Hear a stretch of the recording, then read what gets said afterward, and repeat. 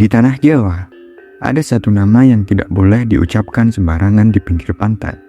Sebuah legenda yang sudah mendarah daging, melintasi zaman dari cerita pengantar tidur nenek moyang, sampai jadi obrolan warung kopi masyarakat modern hari ini.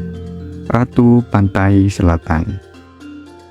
Meskipun ada banyak versi cerita di berbagai daerah, sosok yang paling melekat di ingatan kita tentu saja adalah Kanjeng Ratu Nyi Roro Kidul. Bayangkan sosok wanita cantik jelita, penguasa tunggal samudera yang memiliki istana megah di dasar laut. Ia digambarkan sering menaiki kereta kencana, membelah ombak, dikawal oleh ribuan pasukan goib yang setia. Dan di balik kemegahan itu, ada satu aturan emas yang kita semua tahu. Sebuah larangan tak tertulis yang dipatuhi dengan rasa takut dan hormat, yaitu jangan pernah memakai pakaian berwarna hijau di pantai selatan. Mitosnya sangat kuat. Konon, hijau adalah warna kesukaan sang ratu. Siapapun yang nekat mengenakan warna itu di wilayah kesukaannya akan dianggap sebagai bagian dari pasukannya. Ia akan disukai, ditarik oleh ombak, dibawa masuk ke gerbang istana dasar laut, dan tidak akan pernah kembali ke dunia manusia. Tapi, apakah semua ini benar adanya? Apakah ini murni kejadian mistis di luar nalar? Atau apakah ini cuma karangan orang-orang tua zaman dulu untuk menakut-nakuti anak cucunya? Atau mungkin ada kemungkinan ketiga. Bagaimana jika di balik misteri kereta kencana dan selendang hijau itu tersimpan sebuah tujuan mulia, sebuah pesan keselamatan yang sengaja disembunyikan di balik topeng mitos? Mari kita telusuri fakta di balik ombak. Selamat datang di Cong.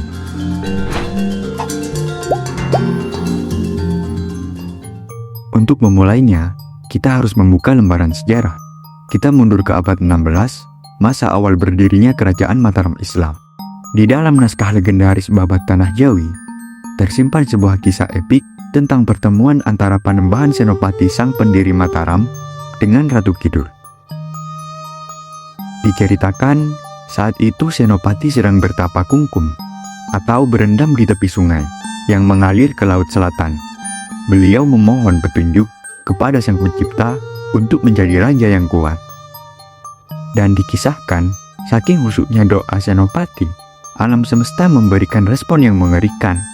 Naskah Babat Tanah Jawi merekam kejadian itu dengan bahasa yang sangat spesifik, dan jujur saja, membuat bulu kuduk berdiri.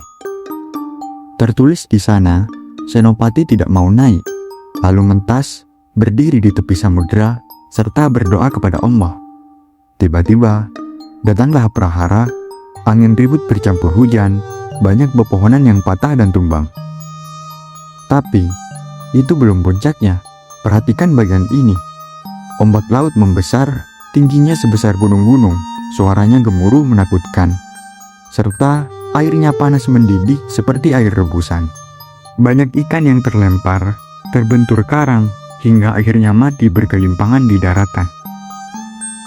Konon, gara-gara kekacauan alam inilah, Ratu Kidul akhirnya keluar dari dasar laut dan memohon kepada Senopati untuk menyudahi tapanya karena kerajaannya di bawah sana ikut rusak. Nah, kalau kita baca cerita ini pakai kacamata orang modern, mungkin kita akan mikir, wah, pengarang kitab ini imajinasinya liar banget. Udah kayak penulis komik Marvel yang bikin karakter superhero pengendali air. Tapi, coba kita sampingkan dulu egonya. Kita lihat lagi kata kuncinya.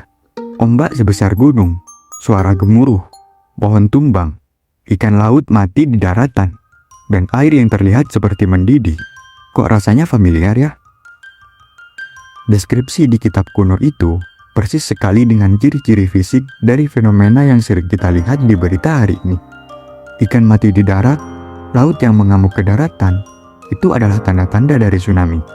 Jadi, kita akan menelusuri pantai selatan Jawa untuk mencari tahu apakah benar tanah ini pernah dihajar ombak sebesar gunung. Mari kita lihat gambaran besarnya.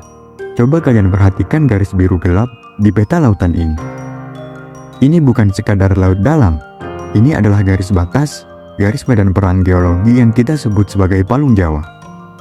Disinilah terjadinya tabrakan raksasa yang tidak kasat mata. Lempeng Samudra Indo-Australia yang masif bergerak ke utara dan menyeruduk masuk ke bawah lempeng benua Eurasia. Tabrakan atau subduksi inilah yang membentuk wajah Pulau Jawa yang kita kenal.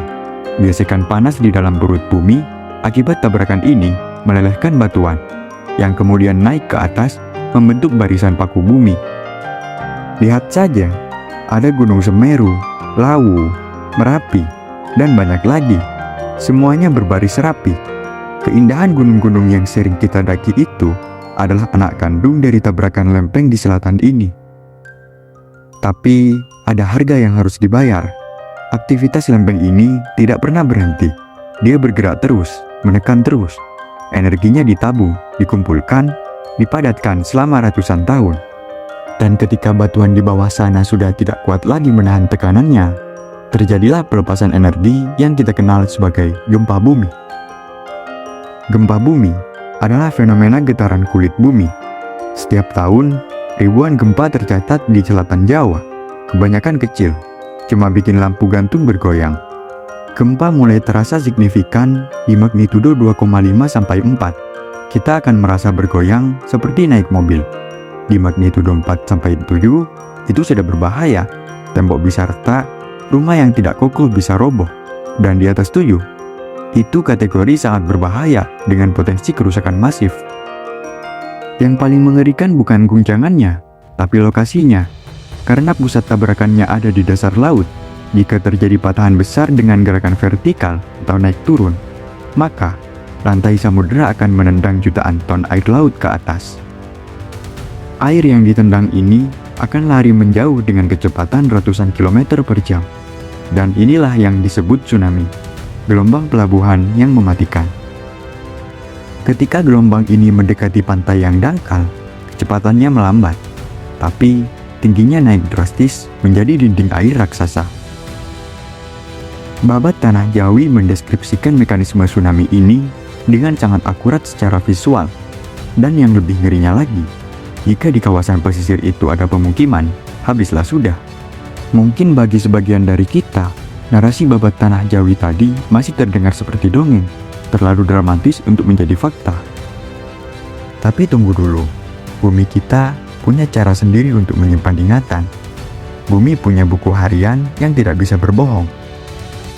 Para peneliti dan ahli tsunami di Indonesia telah lama menelusuri jejak-jejak misterius di sepanjang pesisir selatan Jawa. Riset lapangan dilakukan di berbagai titik, mulai dari kawasan Pandeglang, bergeser ke Pangandaran, hingga ke pesisir Kulon Progo. Apa yang mereka cari? Mereka mencari jejak bisu yang tertinggal di lapisan tanah. Dan benar saja, di lokasi-lokasi tersebut, di lapisan tanah yang seharusnya cuma berisi tanah darat, ditemukan anomali geologis, yaitu endapan tsunami purba. Bayangkan ini, ada lapisan pasir laut lengkap dengan material laut dalam dan mikrofosil yang terkubur jauh di wilayah daratan. Tidak mungkin pasir itu jalan-jalan sendiri ke sana. Hanya ada satu kekuatan alam yang mampu melemparkan material dasar laut sejauh itu ke daratan, yaitu gelombang tsunami raksasa. Temuan geologis ini adalah bukti forensik. Ini mengonfirmasi bahwa di masa lalu pesisir daratan Jawa memang pernah dihantam gelombang mematikan. Dan ketika tanah berbicara soal gelombang raksasa dan kitab kuno berbicara soal ombak sebesar gunung, ini bukan lagi kebetulan. Besar kemungkinan legenda Ratu Kidul dan kisah Panembahan Senopati adalah sebuah memori kolektif. Pengarang Babat Tanah Jawi tidak sedang berhalusinasi. Beliau sedang merekam sejarah. Beliau merekam trauma bencana yang pernah menghancurkan peradaban masa lalu, lalu membungkusnya dengan gaya sastra dan mitos agar ceritanya abadi. Tujuannya satu, supaya kita, anak cucunya, selalu ingat bahwa Laut Selatan itu indah, tapi menyimpan potensi kemarahan yang nyata. Itu soal tsunami yang kejadiannya mungkin ratusan tahun sekali. Sekarang kita bahas bahaya harian yang lebih sering memakan korban. Kita balik ke peta. Lihat selatan Jawa. Itu adalah lautan kosong melompong sampai ke kutub selatan. Artinya, angin dan ombak punya lintasan ribuan kilometer untuk membesar tanpa penghalang. Akibatnya, ombak yang sampai ke pantai kita energinya besar sekali. dan ombak besar ini bisa memicu fenomena mematikan bernama rip current atau arus balik. Coba perhatikan gambar ini. Lihat bagian yang berbuih putih dan lihat bagian yang airnya tenang dan agak gelap. Insting kita pasti bilang, yang tenang itu aman buat berenang. Salah besar. Yang tenang itulah jalan tol maut menuju tengah laut. Air laut yang didorong ombak ke pantai harus kembali lagi ke laut kan? Nah, air itu akan berkumpul dan mencari celah sempit di dasar pasir untuk balik. Di celah itulah terbentuk arus deras yang kecepatannya bisa menyeret manusia dalam hitungan detik. Rip current di selatan Jawa terkenal ganas karena berdekatan dengan palung yang dalam. Jadi, korban yang terseret bukan ditarik hantu, tapi ditarik fisika fluida. Nah, ini dia yang ditunggu-tunggu. Apa hubungannya bahaya laut tadi sama baju hijau? Kenapa Ratu Kidul spesifik minta warna hijau? Kenapa nggak pink atau warna lainnya? Jawabannya ada di pelajaran fisika cahaya. Kita tahu cahaya matahari terdiri dari banyak warna, magiku hibinium. Tapi, interaksi cahaya dengan benda itu unik. Benda berwarna hijau karena dia memantulkan cahaya hijau dan menyerap warna lain. Sekarang lihat air laut di pantai selatan Jawa. Karena dasar lautnya pasir vulkanik, ombaknya besar, dan banyak sedimen, warna air lautnya cenderung hijau keruh atau biru kehijauan. Amit-amit, ada orang pakai baju hijau tua. Dia main air, kena rip current, lalu terseret ke tengah. Bagi orang yang di darat, entah itu teman atau tim SAR, orang yang berbaju hijau di dalam air yang juga berwarna hijau, itu akan nyaru. Dia akan blur, menyatu dengan warna air. Secara visual, dia memang hilang. Mata manusia akan kesulitan membedakan mana air, mana baju korban. Beda kalau dia pakai baju orange atau merah menyala yang kontras. Jadi, mitos pakai baju hijau bakal diambil Nyi Roro Kidul itu sebenarnya masuk akal banget. Orang yang pakai baju hijau kalau hanyut memang akan hilang dari pandangan mata, sulit ditemukan dan akhirnya dianggap hilang dibawa ke istana gaib. Padahal itu adalah fenomena optik dan keterbatasan mata manusia. Wah, panjang juga ya perjalanan kita dari babat tanah Jawi, lempeng tektonik, sampai fisika cahaya. Tapi pada akhirnya, kita sampai pada satu kesimpulan penting. Ternyata, pembahasan sains di balik mitos masyarakat ini membuka mata kita bahwa nenek moyang kita itu jenius. Mitos yang mereka wariskan tidak bisa dianggap remeh. Pemikiran mereka sebenarnya sudah sangat maju. Mereka tidak punya satelit, tapi mereka punya rasa dan pengalaman. Mereka membungkus pesan keselamatan itu dengan cerita Ratu Kidul supaya kita patuh.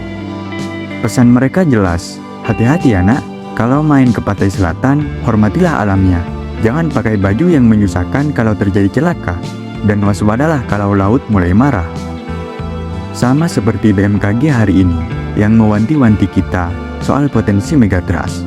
Pesannya sama, cuma bahasanya yang beda.